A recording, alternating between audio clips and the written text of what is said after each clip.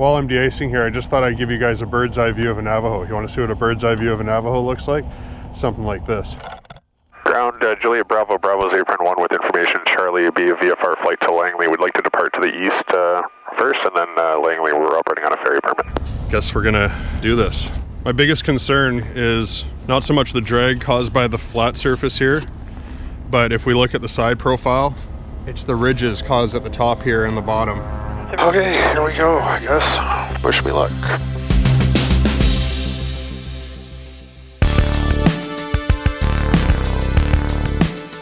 Ryan flew with cameras on this one because I asked him to, but this was not a flight he was looking forward to, and he wanted to make it clear this is not about glorification, but we wanted to share the process of what it was like to fly an aircraft outside of its certificate of airworthiness under a ferry permit. We're not going to get into all the details, what it took to get that permit issued, but things like confirming there was no prop strike, no structural damage, no damage to the spar, all that stuff had to happen before this could go. Now, to be clear, this is part 2 essentially, so if you didn't see the previous episode that gets into the incident and the takeoff briefing and what happened with the bird strike that caused the damage, that's a previous episode, not covered in this one. So after analyzing it, there was 3 seconds from when Kyle said there's birds, but it would take 3 minutes to explain the 3 seconds thought process, right? There are many other conditions for the special flight authorization or ferry permit, such as essential crew only, flight over built up areas must be avoided if possible, and the flight must be conducted under day VFR. Alright, so the brush took most of the frost off the wings, but de-icing doesn't stop at the wings. We got to make sure that the horizontal stab is also fully free of contamination. That's one of the most often overlooked areas. So let's get into it. Watching Ryan execute this flight was inspiring. We're pretty much going to share it in real time, almost uncut. So let's get rid of the music and get on board. Alright, we're in the run-up bay at Alpha for 26 left. I'm just going to sit here for a few minutes, let the engines warm up before we do our run-up. While I do that, I just want to tell you guys a really cool story. I'm just going to turn down the tower here a little bit. So, our incident on Saturday happened on our way to the BCGA, that's BC General Aviation Association annual general meeting. And the BCGA is a general aviation association for British Columbia. Membership's free, and we have an awesome community. That's the number one thing what it is a community. And as a community, we all look out for each other when something happens. Anyway, we had our incident. Another member was kind enough to let me borrow his airplane, so we took 2 of our 5 passengers that were in the back here, loaded up in his airplane, and continued our flight to Victoria. At the meeting, one of our members stood up and, you know, when something happens and this is going to be an insurance job, there's a deductible, and the deductible on this airplane is $5,000. And that can be a bit of a crippling payment, especially for a couple birds. Those are some expensive seagulls at $2,500 a bird.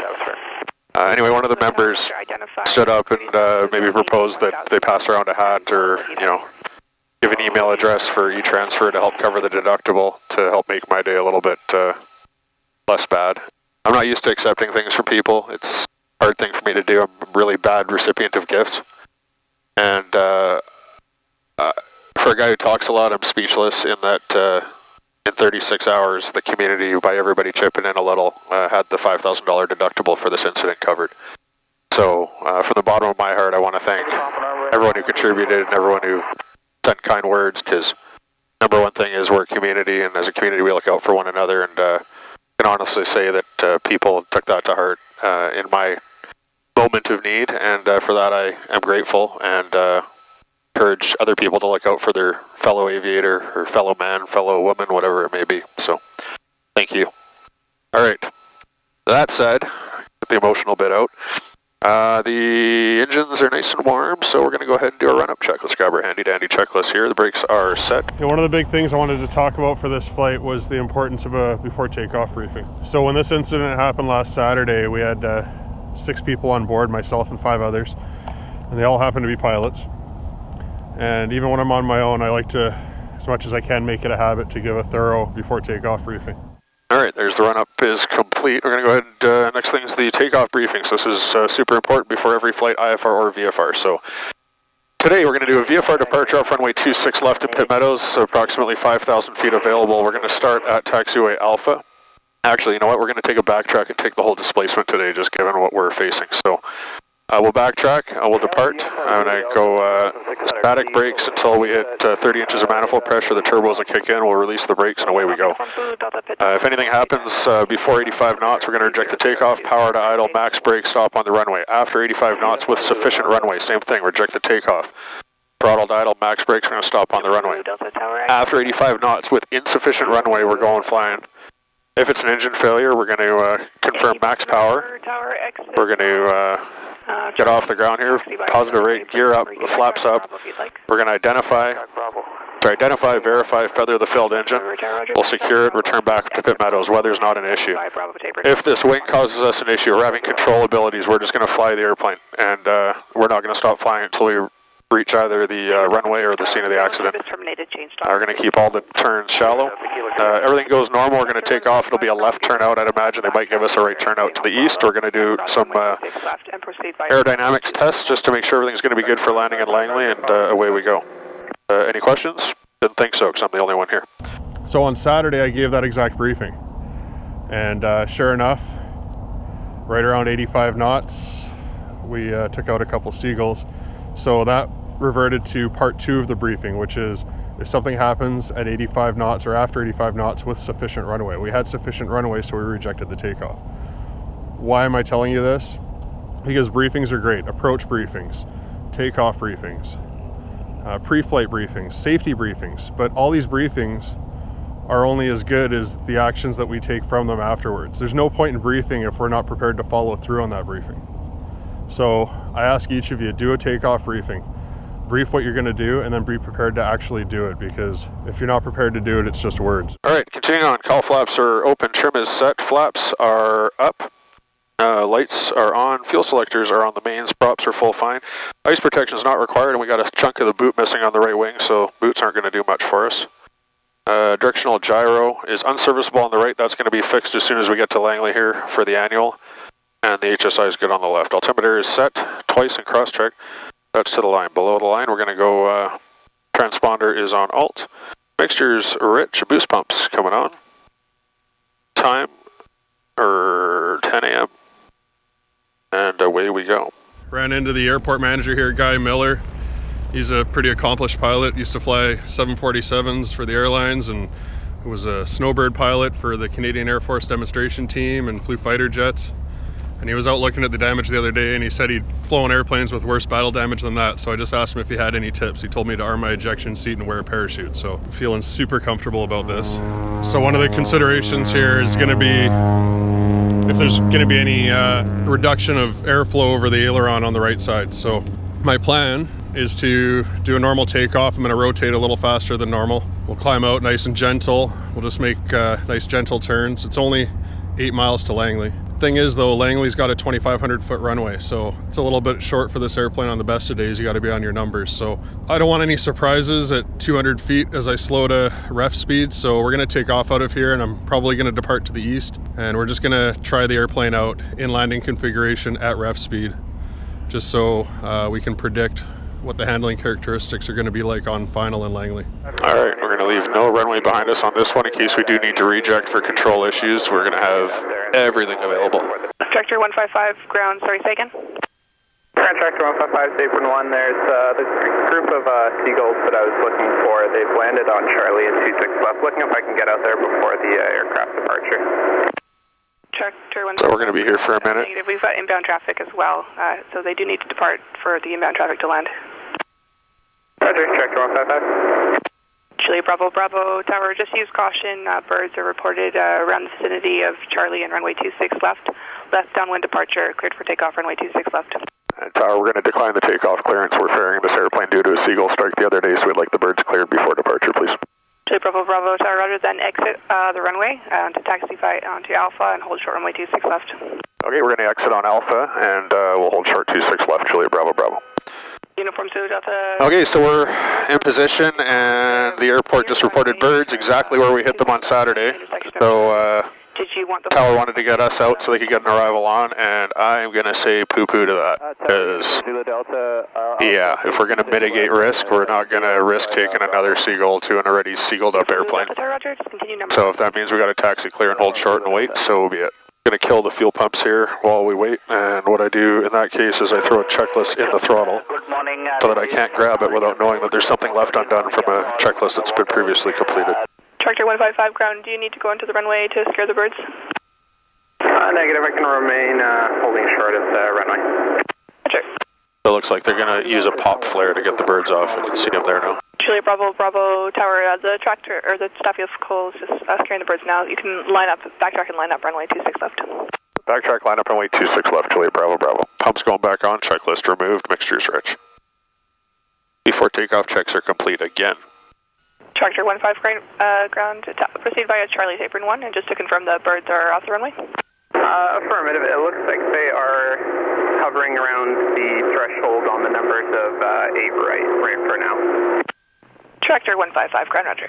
Time's 6 minutes past. Bravo, Bravo Tower, birds appear to be at the very end of the threshold, runway 08 right, so should be no conflict. They're away from Charlie now. The traffic float plane on departure, headed westbound. They're about your 11 o'clock and 1 mile. Left downwind departure, cleared for takeoff, runway 26 left. Traffic in sight, left one downwind departure, clear takeoff, 26 left, Julie Bravo, Bravo. Alright, here we go. There's 30 inches. Power set. Gauges are green, airspeed's alive. 60 knots. 85, rotate. Nice shallow. Gears coming up. Everything feels good so far.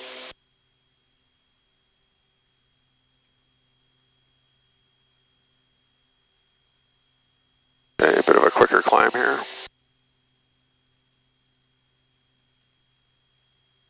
Bit tower, Tango Alpha Echo ready at Alpha for 26 left. 400 feet. Tango Alpha Echo Tower, line up runway 26 left. Tango Alpha. Climb power. And Tango Alpha Echo, just like to confirm the flight's hand open. Pumps off one at a time. Tower affirmative. And we're in the shallow left turn here. Tango Alpha Echo affirmative. When Flaps are confirmed up. We'll go straight Bellingham. After takeoff checks, gear and flaps are up, landing taxi lights are off, climb power is set, engine instruments are good, boost pumps are off, and cowl flaps will leave open, exterior check, there's no smoke or fire on the left or the right. After takeoff checklist complete. Tower Cessna 172 Golf India X-ray Quebec approaching the zone eastbound, just over Albion, requesting touch and go, then departure to Chilliwack with information, Charlie. Cessna Golf India X-ray Quebec Pit Tower identified, runway 26 left, altimeter 3002, cleared straight in. Report how. Surprisingly, everything feels normal. India X-ray Quebec. So, good sign. Before we go into Langley though, I'm going to slow her back to ref and landing config just so we can verify everything's good. Meantime, we'll tune up Langley's ATIS. Arriving and departing runways 26 left and 26 right.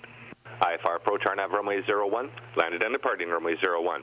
NOTAM, crane a half mile northwest of the airport up to 70 feet AGL till midnight Zulu. So, not in any great rush here, so we're going to power back. This is Langley Airport Information Alpha to observe weather at 1625 Zulu. With light variable, weather cav okay. Altimeter 3002. Aircraft is actually flying straight. NOTAM, crane ball centered. West of the airport up to 70 feet AGL. Kind of surprised. Altimeter 3002, cleared southbound. Good job, Piper. River route, not below 2000. Not below Langley 2000, Airport Information Alpha to observe weather at 1625 Zulu. With light variable, weather cav okay. Alright, Information Alpha, cav okay, winds light and variable, that's awesome. India X-ray Quebec, do you know the Glen Valley practice area frequency? I'm going to go ahead and start slowing here. We're going to configure early. Just stand by for that. 2725. It's 122725. Flaps 15. Thanks. India X-ray Quebec. Checks gear down. Pit ground, Twin Star Foxtrot exit Papa Romeo on apron 1 for local north with Charlie. Uniform India Golf Tower surveillance service terminated, changed on route frequency. Uniform India Golf, thank you. Full flap. Bravo Tower surveillance service terminated, changed on route frequency. Julie Bravo, Bravo, thanks. Twin Star Fox. Alright, we're full flaps, the gear down. 26 left, altimeter 30. We're below blue line right now, there's 90 knots. Contact tower 126.3, holding short, squawk 0. There's 85 knots. And the airplane is still 0007 flying, which is good. All right, flaps coming up, gears coming up. And we're gonna recover.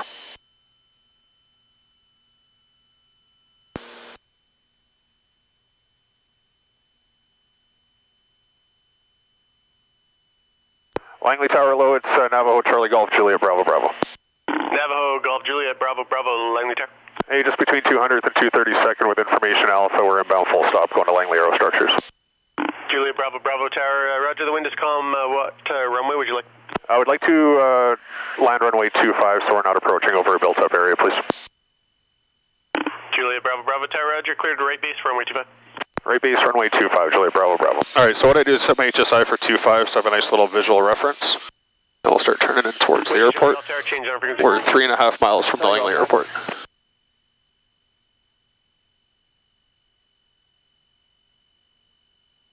All right, checklist time again. Cruise checks, we're going to skip. Descent checks, engine instruments are all green. Mixture is rich. Fuel selectors are still on the mains approach briefing. Okay, we're going to land runway 25. About 2,500 feet available.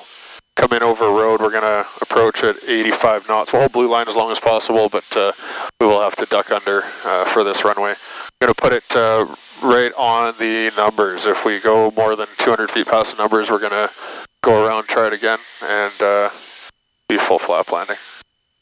Runway is dry. There's the airport. Trying to configure nice and early here. Before landing checks, boost pumps are coming on. Juliet Bravo Bravo Tower, after arrival, the backtrack on the runway is approved. Wind calm, clear to land runway 25. Thanks, go to land 25, and after landing, backtrack runway 25 is approved. Thank you. Flaps, speed checks, coming 15.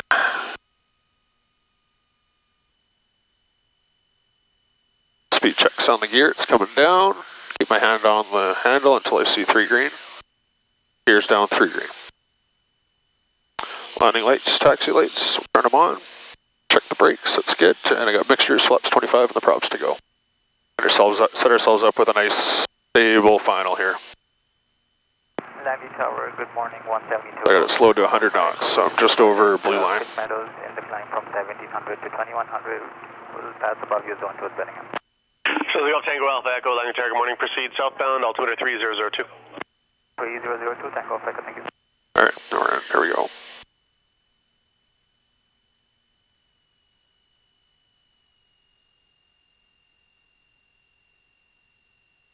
In the turn here, keeping the down vector on the nose, keep it above blue line, a little bit tight to final. Props coming in. Full flaps coming in. There we go, full flaps, mixtures, props, gears 3 green, fuel's on the mains. We're on final approach. At this airport, because of the short runway, we got to come a little bit below blue line, unfortunately. There's 90 knots. We are clear to land.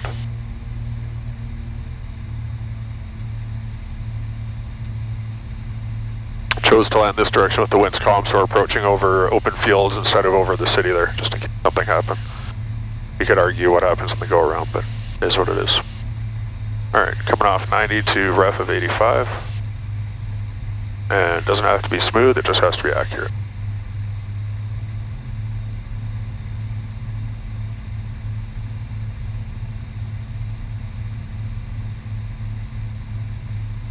.85 knots, there's ref. Oh, there's more birds. All right, and down we go.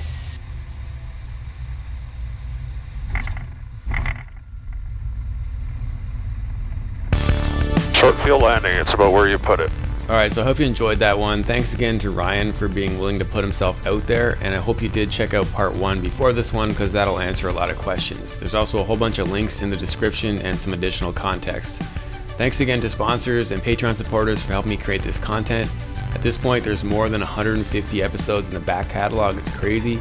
Visit flightshops.com to check that out. We've also got pretty awesome monthly giveaways. Currently, there's a $10,000 sim.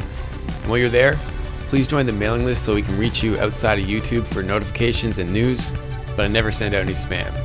All right, we did it. Airplane flew really well, which is kind of nice. And yeah, we'll taxi you over to Langley Aero Structures. Thanks for coming along. And until next time, keep your flight chops sharp. I'm going to shamelessly plug these guys because they are the best structure shop in Western Canada that I know of. Do awesome work.